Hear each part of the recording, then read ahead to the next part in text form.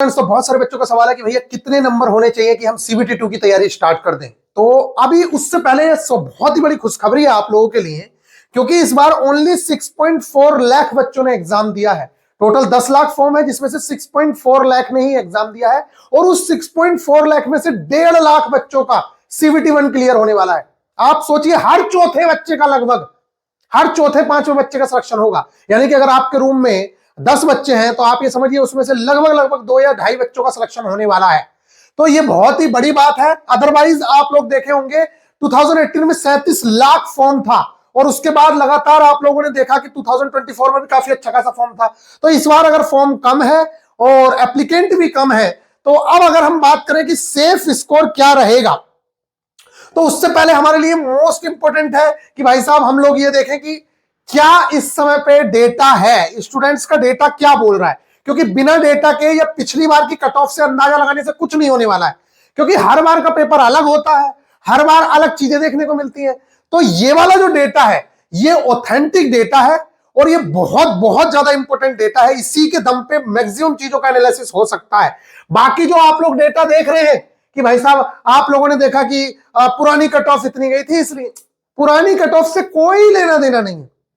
पुरानी वैकेंसी क्या थी, इस बार वैकेंसी क्या है, इस बार कितने स्टूडेंट लिए जाने हैं, पिछली बार कितने स्टूडेंट लिए गए थे, इन सब बातों पर डिपेंड करता है। इसलिए आप पुरानी कट ऑफ के चक्कर में ना पड़े। इस बार आप कट ऑफ देखेंगे, क्या कट ऑफ जाएगी।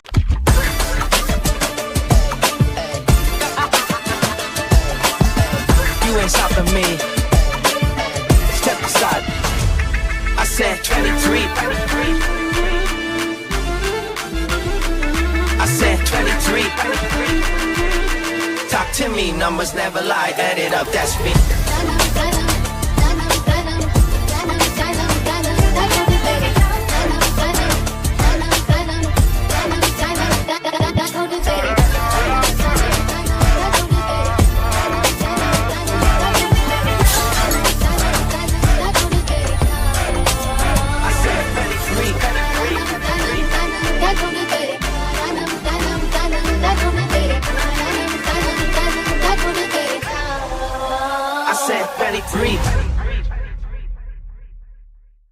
लेकिन उससे पहले मैं आप सभी स्टूडेंट से ये रिक्वेस्ट करूंगा, मेरे प्यारे बच्चों, आपको अगर जरा सा भी लग रहा है कि मेरा सीबीटी 2 निकलेगा, तो आप किसी के चक्कर में मत आए।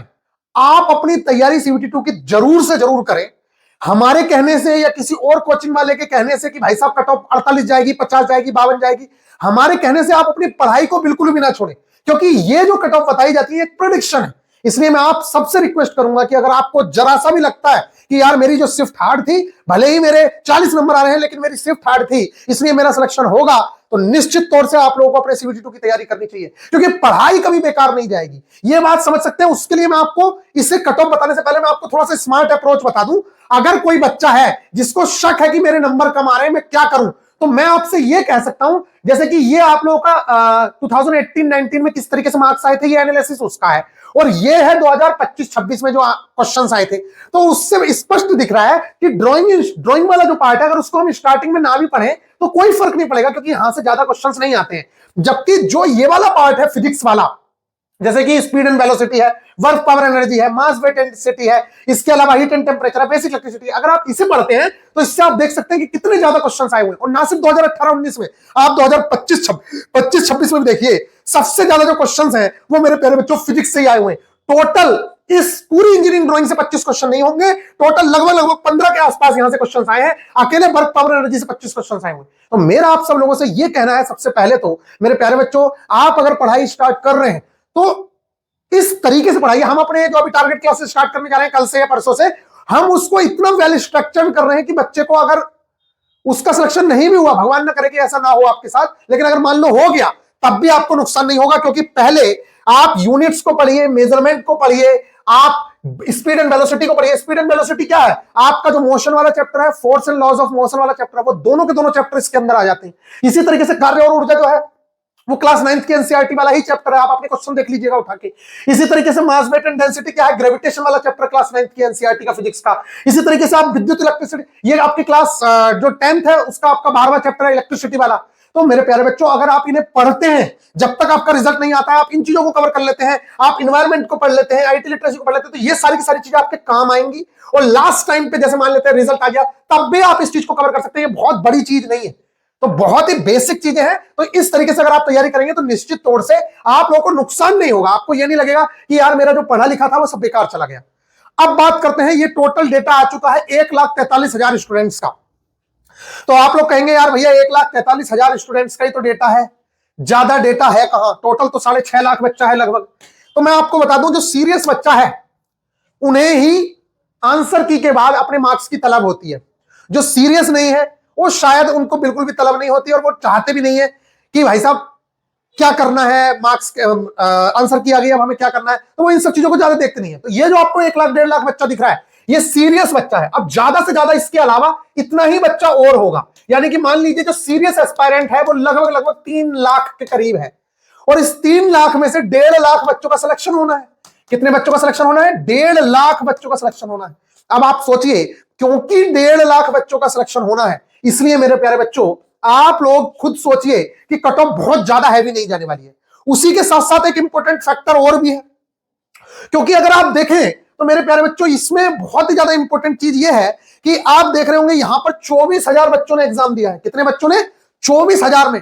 कायदे में जब यहां पर इतने ज्यादा बच्चों ने एग्जाम दिया है, यह है 18/2/2026 की शिफ्ट है, तो कायदे में होना यह चाहिए था कि यहां पर ज्यादा से ज्यादा बच्चों ने एग्जाम दिया है तो इसका जो एवरेज है वो गिरना चाहिए था, लेकिन यहां पर सबसे ज्यादा एवरेज उठा है। क्या उठा है? यहां पर सबसे ज्यादा एवरेज गया है, यह है आपकी इवनिंग शिफ्ट। इसका सीधा सा मतलब है कि यह शिफ्ट इजी आई थी, इसमें कोई दो राय नहीं है कि यह इजी आई थी शिफ्ट। दूसरी बात, यहां पर 24,000 बच्चों का डेटा है, उसके बावजूद भी यहां पर एवरेज स्कोर नहीं गिरा है। तो इस शिफ्ट में आप लोगों के जो मार्क्स हैं वो आपको लग सकता है कि भाई साहब मेरे बहुत ज्यादा मार्क्स आ रहे हैं, उसके तो 35 नंबर आ रहे हैं, लेकिन इस शिफ्ट के 35 नंबर आप पाएंगे कि लगभग इसके जो 35 नंबर हैं वो आपके 48 नंबर के बराबर किए जाएंगे। अब आप सोच सकते हैं कि 13 नंबर का इन लोगों को वेटेज मिल सकता है। आप लोग सोच रहे होंगे भैया ऐसा कैसे पॉसिबल है? 100% पॉसिबल है और मिलेगा। आप लोग देखिएगा, ये जो शिफ्ट है डिफिकल्ट वाली, ये जो शिफ्ट है आप इससे तुलना करिए। ये अगर 35 नंबर है और 13,000 बच्चों का ये एवरेज है, आप लिख के रख लीजिए कि लगभग इस शिफ्ट के 10 नंबर बढ़ेंगे ही बढ़ेंगे। 8 से 10 नंबर का वेटेज इस शिफ्ट को मिलेगा। इसलिए इस शिफ्ट में अगर आपके कम भी नंबर आ रहे हैं तो आपको घबराने की जरूरत नहीं है, क्योंकि आप सेफ जोन में हैं।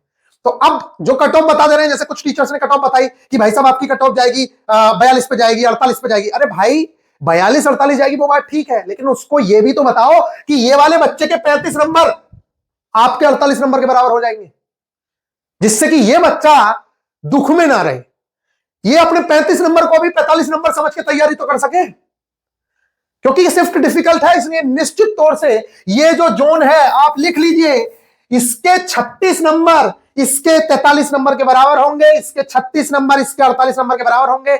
इन दोनों शिफ्ट को अगर आपस में तुलना करें तो इनके ज्यादा मार्क्स नहीं बढ़ेंगे, लेकिन इनके इस शिफ्ट की तुलना में यहां पर अब आप कहोगे कि भैया 10 नंबर आपने बोला है 10 नंबर बढ़ेंगे, ऐसा भी नहीं है। नॉर्मलाइजेशन होता है 2 तरीके का। अब 2 तरीके का कैसे होता है?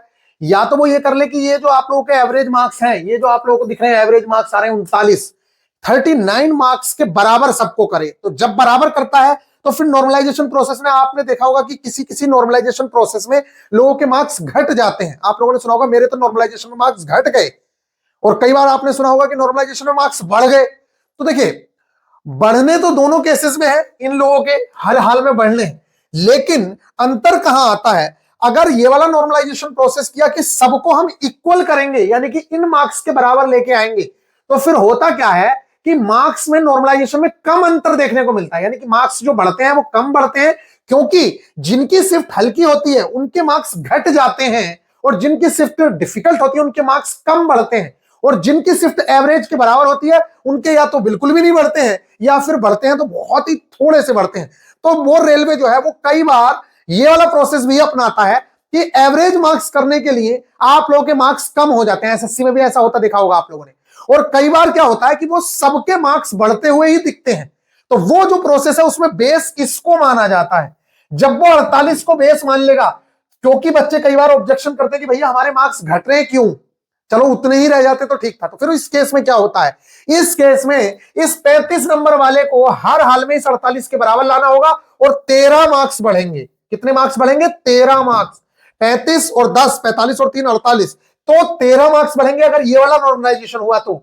और मैक्सिमम केसेस में, क्योंकि आपका जो 75 का कट ऑफ है, ये 75 का आउट ऑफ 100 बनता है, और जब ये आउट ऑफ 100 बनेगा तो आप पाएंगे कि वो ज्यादातर यही वाला प्रोसेस अपनाते हैं कि मार्क्स किसी के कम ना हो, सिर्फ बढ़े ही बढ़े। और जब बढ़ते हैं, आप लोगों ने सुना होगा कई बार 100 से भी ऊपर बच्चे नंबर ले आते हैं, तो वो यही प्रोसेस अपनाया जाता है कि इस चीज को बेस मान लिया जाता है। और जब इस चीज को आप बेस मान लोगे और इस शिफ्ट में किसी बच्चे के मान लेते हैं कि 74 में से 70 नंबर आ रहे हैं, और जब उसके कितने मार्क्स बढ़ जाएंगे, जब उसके मार्क्स बढ़ जाएंगे, आप लोग पाएंगे कि यहां पर मार्क्स बढ़ गए 13, तो आप सोचे कि उसके मार्क्स कितने चले जाएंगे। तो इस तरीके के प्रोसेस में आप लोगों के मार्क्स बहुत ज्यादा बढ़ जाते हैं। तो आई होप कि आप लोगों को यह बात समझ आ रही होगी। तो सबसे पहले तो आप ये समझिए कि आप लोगों को इस तरीके से तुलना करनी है कि अगर आपके इस शिफ्ट में 35 नंबर है तो आप इस शिफ्ट के 48 नंबर के बराबर मानिए, या फिर ये मान लीजिए कि इस एवरेज से आप अपने मार्क्स को घटाइए बढ़ाइए, जो भी करना है। अब हम चलते हैं, आप लोगों का क्या रहने वाली है कट ऑफ, उस पर हम बात करते हैं। तो मेरे प्यारे बच्चों, आप लोगों ने शिफ्ट देख ली है, तो ये ध्यान रखना 17 की शिफ्ट और 16 की शिफ्ट और 17 की, ये जो शिफ्ट है मॉर्निंग वाली और ये इवनिंग वाली शिफ्ट, ये सबसे डिफिकल्ट शिफ्ट है और इन लोगों के मार्क्स आप पाएंगे कि सबसे ज्यादा बढ़ेंगे। और ये जो शिफ्ट है ये इजी शिफ्ट है और इनके शिफ्टों के आप मार्क्स पाएंगे कि सबसे कम बढ़ते हुए दिखेंगे या बिल्कुल भी मार्क्स नहीं बढ़ेंगे।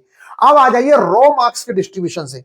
तो इन लोगों ने क्या किया है, ये जो डेटा है आप लोग जो देख रहे हैं, ये आफ्टर नॉर्मलाइजेशन है, यानी कि जिन लोगों के नंबर कम है, आप देखिए अभी देखिए क्या होगा। रॉ मार्क्स में जब हम देख रहे हैं तो मेरे प्यारे बच्चों 46 से ऊपर नंबर लाने वाले बच्चे 53,000 है। टोटल बच्चा 53,000 है 46 से ऊपर लाने वाला। लेकिन जब इन्होंने सबके मार्क्स बढ़ा दिए, आप पाएंगे कि यहां पर 45 से ऊपर लाने वाले 45,000 95,000 बच्चे मिल गए। कितने मिल गए? 95,000 बच्चे मिल गए। ये कैसे बढ़े हैं? ये वही हुआ है कि 35 नंबर वाले बच्चे को 48 नंबर के बराबर किया गया है, तब जाके मेरे प्यारे बच्चों आप पा रहे हैं कि 45 नंबर से ज्यादा लाने वाले बच्चे हमारे पास 95,000 हो गए। अदरवाइज यहां पर 46 से ऊपर वाले जो बच्चे थे सिर्फ और सिर्फ 53,000 थे। तो रियल एग्जाम में आपका ये वाला खेल होगा, ये जो नॉर्मलाइजेशन प्रोसेस होगा वो कुछ इस तरीके से होगा। अब आपको यहां पर कट ऑफ या किसी भी एनालिसिस पे पहुंचने से पहले मैं आपको बार बार बता रहा हूं कि जो बच्चा उस कैटेगरी में था जो डेंजर जोन थी, अगर वहां के 40 नंबर हैं तो वो अपने नंबर कम से कम 50 या 52 नंबर मान के चलेगा, ठीक है। और जिसके 50 या 52 नंबर इस शिफ्ट में है वो 50 या 52 नंबर ही रहेंगे, उसका एक भी नंबर नॉर्मलाइजेशन में नहीं बढ़ेगा। अगर एक आध क्वेश्चन गलत हुआ तब भले ही उसका एक आध नंबर बढ़ जाए, अदरवाइज कोई नंबर उसका बढ़ता हुआ नहीं दिखेगा।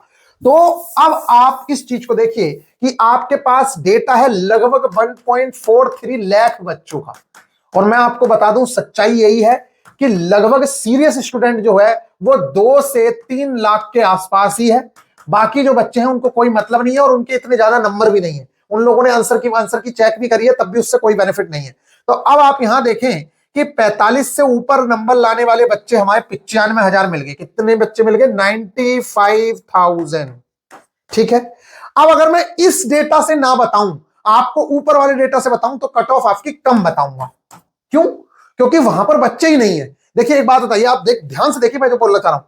50 से ऊपर वाले यहां पे 73,000 बच्चे हैं, 50 नंबर से ऊपर लाने वाले 73,000 बच्चे हैं, और यहां 50 नंबर से ऊपर लाने वाले कुल 32,000 बच्चे। अब एक देखिए, आप देख लीजिए यहां एनालिसिस किस तरीके से गड़बड़ाता है। ये 50 नंबर से या 51 नंबर से ऊपर लाने वाले बच्चे कितने हैं? कुल 32,000। अभी जब नॉर्मलाइजेशन हुआ तो 50 नंबर से ऊपर लाने वाले बच्चे कितने हो गए? 73,000। मतलब लगभग दोगुने से भी ज्यादा हो गया। समझ रहे हैं आप मैं क्या कहना चाह रहा हूं? तो अगर आप नॉर्मलाइज्ड मार्क्स से देखोगे तो कट ऑफ ज्यादा दिखेगी, और अगर रॉ मार्क्स से देखोगे तो आपकी कट ऑफ कम दिखेगी। अब आप बताइए, आप नॉर्मलाइज्ड मार्क्स से देखना चाहते हैं कि रॉ मार्क्स से देखना चाहते हैं? तो अब आपको मैं दोनों तरीके से बताता हूं कि आप लोगों के कितने मार्क्स पे आपके जाने के चांसेस हैं। तो हम लोगों को टोटल बंदे चाहिए 1.5 लाख के करीब। 15 गुना बच्चा लिया जाएगा और आपकी 10,000 वैकेंसी है, लगभग 9,970 है, 30 वैकेंसी का है, उसको छोड़ दीजिए। लगभग 10,000 बच्चा है जिसको 1.5 लाख बच्चे लेने हैं, और 1.5 लाख बच्चे 50 से ऊपर वाले बच्चे हमें इस डेटा के अंदर 73,000 बच्चा मिल गया है। तो लगभग अगर हम टोटल दुगने बच्चे माने तो वो जो सीरियस नहीं भी है उनमें लगभग हमें 50-60 हजार बच्चा और मिल जाएगा। तो हम एक तरीके से ये कह सकते हैं कि जो ये 45-50 वाली रेंज है, 45-50 वाली जो रेंज है, वो रेंज लगभग लगभग सिक्योर है। कुछ जोन जहां पर बहुत ही कम वैकेंसी है और कंपटीशन बहुत ज्यादा टफ है, वहां की बात अलग है। अदरवाइज ये जो रेंज है ये आप लोगों के लिए काफी हद तक ठीक है। और अगर आप इस डेटा से निकालोगे तो कट ऑफ और भी ज्यादा कम दिखेगी, यानी कि यहां पर तो कट ऑफ फिर 40 के आसपास आ जाएगी, क्योंकि जो डेटा हमें 50 से ऊपर का मिल रहा है नॉर्मलाइजेशन के बाद वो 73 हजार का मिल रहा है, लेकिन बिफोर नॉर्मलाइजेशन हमें 40 से ऊपर वालों का 75 हजार मिल रहा है। तो ये आप लोगों को बात बहुत ज्यादा जरूरी है समझना कि नॉर्मलाइजेशन का क्या इंपैक्ट पड़ेगा, यानी कि नॉर्मलाइजेशन होने के बाद जो 50 से नंबर लाने वाले हैं वो बहुत ज्यादा बढ़ जाएंगे, और 50 से ज्यादा लाने वाले नंबर जो है वो 73 हजार बच्चा हम लोगों को मिल चुका है। तो कहने का मतलब यह है कि आपकी जो रेंज है, देखिए बाकी जो सारा खेल होगा वो ज्यादा अच्छे से एनालिसिस आपकी वैकेंसी को देखते हुए कि भाई कि आपकी जोन में कितनी वैकेंसी है और आपके यहां कितने बच्चों ने क्लियर किया। जैसे कि ये अहमदाबाद है तो अहमदाबाद में कितनी वैकेंसीज है, वहां पर 50 से ऊपर वाले कितने बच्चे मिले हैं, वो बाकी जो खेल होगा वो बाद में होगा। समझ रहे हो, ये अहमदाबाद की नॉर्मलाइज्ड मार्क्स है, तो वो वाला जो खेल है वो हर आरआरबी का हम अच्छे से एनालाइज करके आपको बताएंगे। आप नीचे कमेंट करके बताइए किस आरआरबी का पहले एनालिसिस करना है, मैं एनालिसिस करके आप लोगों को बताऊंगा, उससे एकदम एग्जैक्ट कट ऑफ आप लोगों को देखने को मिलेगी। लगभग लगभग 1-2 नंबर का ही ऊपर नीचे होगा, अदरवाइज आप लोगों का पूरा पूरा उसमें सही गेम आ जाएगा। अभी तो आप ये मान लीजिए ये जो कट ऑफ मैं आप लोगों के साथ शेयर करने जा रहा हूं, ये कट ऑफ कुछ इस तरीके से रहने वाली है। आप लोग यहां पर देखिए, अनरिजर्व कैटेगरी की जो कट ऑफ रहेगी, ओबीसी की जो कट ऑफ रहेंगी, एससी एसटी। देखिए अगर आप मुझसे कहें कि बिना नॉर्मलाइजेशन के बता दो भैया, तो देखिए बिना नॉर्मलाइजेशन के जो कट ऑफ है वो मेरे प्यारे बच्चों कम से कम आप ये मान के चलिए कि लगभग लगभग आपके पास 44 के आसपास या 46 के आसपास, आप ये मान लीजिए इस तरीके की कट ऑफ बिना नॉर्मलाइजेशन के आपको देखने को मिलेगी। क्या जो बिना नॉर्मलाइजेशन के कट ऑफ है वो लगभग इतनी देखने को मिलने वाली है आपको। अब बात करता हूं मैं कि इनकी क्या कट ऑफ रहेगी, तो लगभग एक आध नंबर कम आप मान लीजिए, तो 43 + -2 इनकी कट ऑफ देखने को मिलेगी। एससी कैटेगरी की अगर मैं बात करूं तो इनकी जो कट ऑफ है वो कम जाएगी, बिना नॉर्मलाइजेशन के लगभग इतनी कट ऑफ आप लोगों को देखने को मिलेगी। और एसटी की जो कट ऑफ है वो लगभग लगभग ये कट ऑफ मिलेगी, ये बिना नॉर्मलाइज्ड करे हुए बताया मैंने। अब जब आप नॉर्मलाइज करोगे इस चीज को, तो मेरे प्यारे बच्चों जैसे कि आप लोगों ने देखा कि 35 वाले बच्चे जो 35 नंबर ला रहे हैं उनके मार्क्स भी 48 के बराबर होंगे, तो निश्चित तौर से ये जो स्कोर है ये हाई होगा। तो फिर कम से कम 3-3 नंबर का गैप आप लोगों को देखने को मिलेगा, और लगभग लगभग 47 मतलब 46-47 के आसपास कट ऑफ आप लोगों को देखने को मिलेगी। किस चीज की?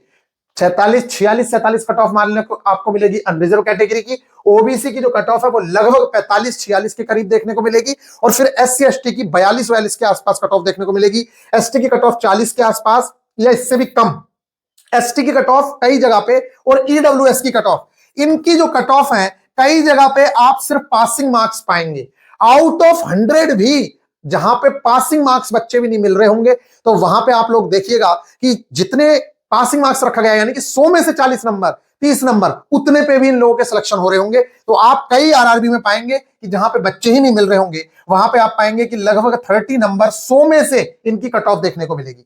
ईडब्ल्यूएस की और एसटी कैटेगरी की मैं बात कर रहा हूं। अभी मैं अगर ईडब्ल्यूएस की यहां पर बात करूं तो लगभग इनकी उम्मीदें वही हैं 40-41 नंबर के आसपास की। और कई जोन में मैंने बताया जहां पे बच्चे नहीं है, ऐसा कई जगह पे है जहां पे ईडब्ल्यूएस कैटेगरी के ज्यादा लोग नहीं है, तो वहां पे आप लोगों की जो कट ऑफ है वो आप लोगों को काफी कम देखने को मिलेगी। तो नॉर्मलाइजेशन के बाद लगभग अभी हम 3 से 4 नंबर का गैप मान रहे हैं, ये आप लोगों को देखने को मिलेगा। तो इतना कट ऑफ आप लोगों के अंदाजा है जो मुझे है।